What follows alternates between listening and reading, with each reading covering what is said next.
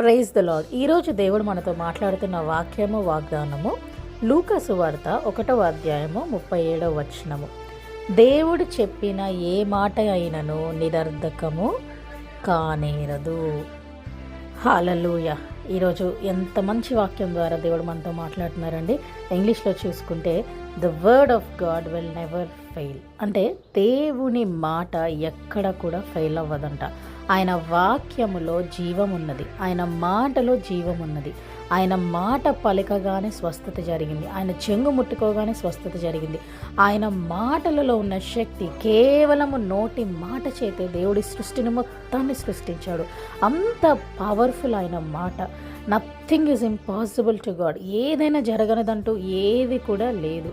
కాబట్టి ఆయన వాక్యము మనలను చీకటిలో నుండి వెలుగులోనికి నడిపిస్తుంది.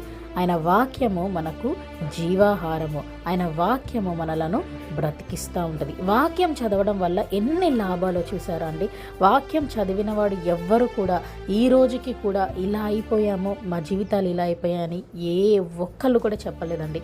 అందరూ కూడా మంచి గొప్ప సాక్ష్యాలు చెప్పారు, ఘనకార్యాలను పొందుకున్నారు, ఆశీర్వాదాలను పొందుకున్నారు.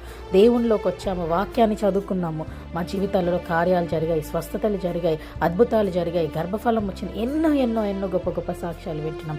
వాక్యంలోని శక్తి అలాంటిది. అందుకే హెబ్రీ పత్రికలో ఉంటుంది కదా, the word of God is alive and powerful. అది ఎప్పుడు కూడా పవర్గా ఉంటుందంట. అలాంటి ఆ వాక్యాన్ని ఈరోజు మన జీవితాలలో పెట్టుకుంటే మన జీవితాలు కూడా వండర్ఫుల్గా పవర్ఫుల్గా ఉంటాయి. May the lord bless you and give you peace. Have a fruitful day.